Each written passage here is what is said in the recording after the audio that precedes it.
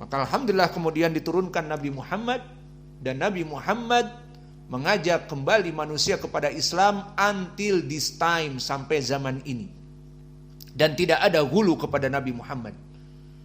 Maka dijaga di Al-Quran dan Sunnah, tidak boleh hulu kepada Nabi Muhammad. Sampai Nabi Muhammad disembah, bahkan diangkat Nabi Muhammad anak Allah juga misalnya, tidak. Alhamdulillah. Maka ini ayat pendalilan tentang larangan al-Yahud wa Nasara untuk gulu kepada agama mereka dengan menjadikan Isa sebagai anak Allah dan Uzair anak Allah, dan dalilnya tadi di dalam surat Taubah. Dan sekarang berkata penulis, wa fis sahih an Ibnu Abbas fi qaulillahi ta'ala wa qalu la tadarunna alihatakum wala tadarunna waddan wala suwa'an wala yagutha wa ya'uqa wa nasra. Maka di dalam surat Nuh disebutkan bahwa Nuh berkata, atau pengikut-pengikut yang menyembah berhala berkata di saat Nuh mengajak kepada tauhid, maka mereka mengatakan, janganlah engkau tinggalkan agama-agama kalian dari agama nenek moyang kita. Maka janganlah engkau tinggalkan Waddan dan Suwa'an dan Yagutha dan Ya'uqa dan Nasra. Qala, berkata Ibnu Abbas mentafsirkan ayat ini, hadihil asma rijalu solihina min qaumi Nuh. 5 nama yang disebutkan di surat Nuh adalah dulunya orang-orang yang soleh yang hidup di zaman Nuh. Falamma halaku, di saat mereka meninggal, maka tadinya biasa-biasa saja. Orang soleh dari guru-gurunya suatu kaum yang baik hidupnya, mempunyai ilmu, seperti di zaman now para masyayikh yang mempunyai ilmu dan melaksanakan amal-amal yang soleh. Falamma halaku auha syaitan ila qaumihim anin sabbu ila majalisihim alati kanu yajlisuna fiha ansoban wasamuha bi asmaihim. Kemudian mulailah syaitan membisiki next generation. Setelah meninggal 5 orang yang soleh ini, biasa saja setelah ada next generation yang mulai jauh dari agama, maka mereka dibisiki oleh syaitan, kenanglah orang-orang pendahulu kalian. Siapa? Waddan, Suwa'an, Yagutha, Ya'uqa, Nasra. Orang-orang soleh, orang-orang balik kalian, kata iblis. Namun iblis ada maunya. Apa? Bikin patung-patung mereka untuk mengenang, di mana mereka biasa memberikan majelis-majelis ilmu, memberikan petuah-petuah kepada kalian. Bikin patung-patung untuk mengenang bahwa dulu dia atau mereka orang-orang yang soleh. Maka diikuti, fafa'alu, maka diperbuat. Bisikan syaitan iblis itu diikuti. Walam tu'bad. Lihat bagaimana kesabaran iblis dan syaitan. Apa? Dibisiki hanya membuat patung saja. Di mana patungnya? Disimpan di majelis-majelis mereka. Tempat mereka dulu mengajar dan belajar, biar mengenang jasa-jasa pahlawan ini. Hanya itu. Dan sabar iblis. Kenapa maksudnya sabar? Kaum itu dibiarkan membuat patung saja. Kemudian setelah itu, hatta idha halaka ulaika wa nusyal ilmu. Kemudian datang next generation, generasi setelahnya yang jauh dari ilmu. Maka lihat dulu 5 orang ini mengajarkan ilmu hikmah. Dan pada saat itu belum ada Rasul. Berarti mengajarkan, walau alam mungkin para nabi, yang jelas solihin mengajarkan kebaikan dari adab-adab yang baik, dan mungkin menyembah Allah yang baik dan benar. Maka mempunyai murid berilmu. Dibisiki oleh syaitan, murid-muridnya bikin patung saja. Maksudnya jangan sampai menyembah. Kenapa? Karena bisikan syaitan itu tidak akan digubris oleh murid-murid para salihin ini, karena mereka mengetahui sedikit tentang peribadatan kepada patung-patung tidak boleh, kepada orang-orang soleh tidak boleh. Maka lihat betapa sabarnya iblis. Kenapa iblis sabar? Saya mau tanya, kenapa? Kok nggak langsung pada saat itu suruh nyembah berhala? Kenapa? Karena umurnya panjang, tidak pernah mati. Maka mereka dilaknat tidak pernah mati. Dan kesehariannya terus menerus membuat kesesatan, kekacauan. Maka oleh sebab itu di dalam hadis disebutkan, wahai Bani Adam, tuqaulil, tidurlah siang, fa inna syaitan lam yuqaulil. Kenapa? Karena iblis, syaitan itu tidak tidur siang. Kalau iblis tidur siang, habis waktu. Karena dia nanti ada kehidupan baru, forever in hell, kekal di api neraka. Maka dunia ini surganya dia. Maka dia melaksanakan apa saja semaunya. Kekufuran, kesyirikan, masalah zina itu gampang bagi mereka. Masalah merampok ataupun makan yang haram gampang bagi mereka. Mudah. Maka yang menjadi target menyesatkan manusia.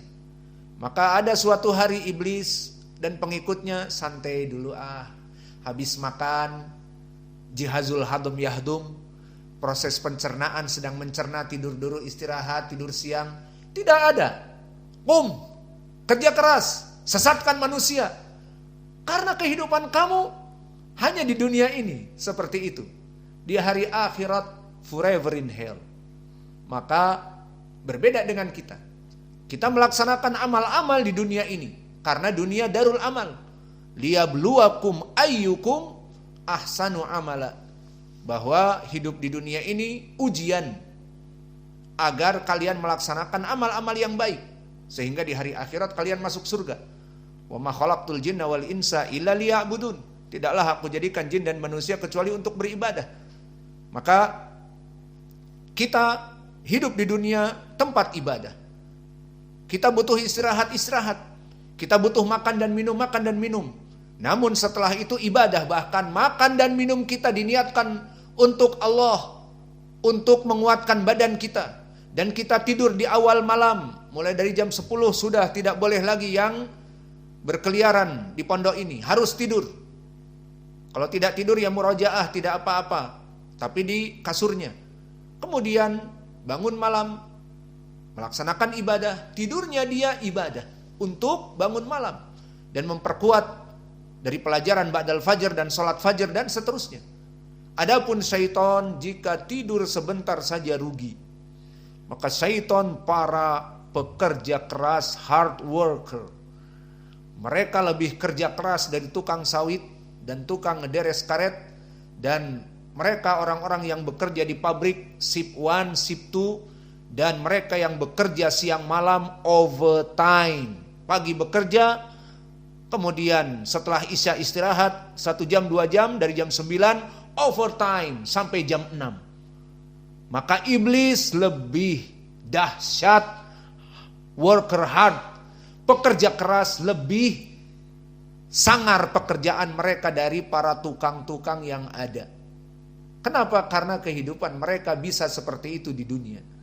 Nanti di hari akhirat mereka forever in hell. Alhamdulillah kehidupan kita tidak seperti mereka. Maka lihat bagaimana kesabaran iblis. Karena panjang waktunya.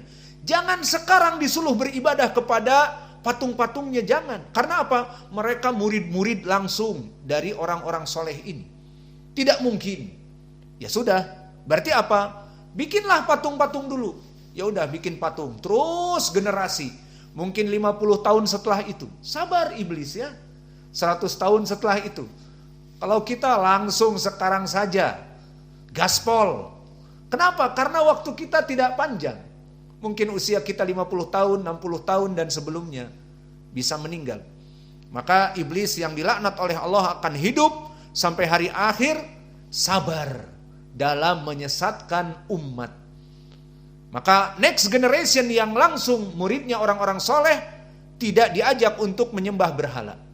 Maka disebutkan hatta idza halaka ulaika, kemudian setelah meninggal murid langsung dari Suwa'an, Yaghutha, wa Ya'uqa, wa Nasra, barulah murid-murid atau anak-anak mereka, next generation, yang sudah tidak kenal siapa Ya'uqa dan Nasra itu siapa, tidak belajar langsung. Adapun bapak-bapak mereka belajar langsung, namun mereka tidak belajar langsung. Maka mulai dibisiki apa? Ubidat. Maka disuruh menyembah patung-patung orang-orang soleh, ngalap barokah kepadanya, berdoa kepada Yaghutha, wa Ya'uqa, wa Nasra, dan 5 yang lainnya. Maka inilah apa yang dilakukan oleh iblis. Maka hadis ini barakallahu fikum, athar yang diriwayatkan oleh Imam Al-Bukhari dari jalan Ibnu Juraij qala atau an Ibni Abbas. Maka di Sahih Al-Bukhari athar ini kita sambung atau sudah berapa menit?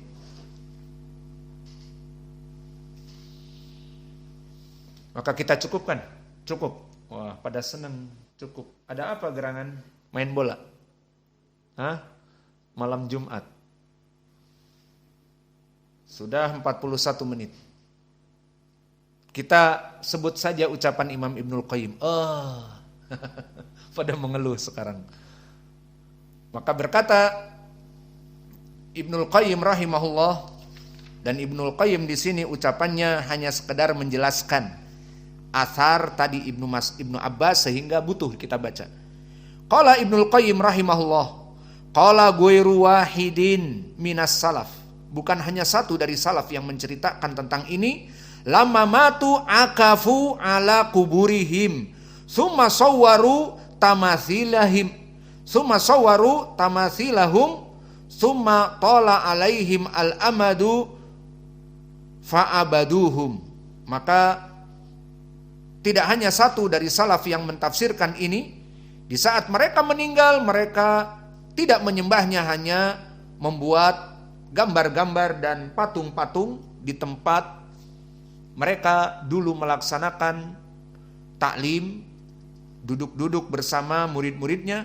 Summa tala alaihim al-amadu fa'abaduhum. Kemudian terus next generation berjalan, mulailah kelompok-kelompok di bawah dari orang-orang tua mereka, dari anak-anak mereka, bahkan cucu-cucu mereka. Mereka tidak tahu siapa Waddan wa Suwa'an wa Yaghutha wa Ya'uqa wa Nasra, hanya katanya orang soleh. Mulailah syaitan membisiki, sekarang diibadahi. Seperti di zaman now.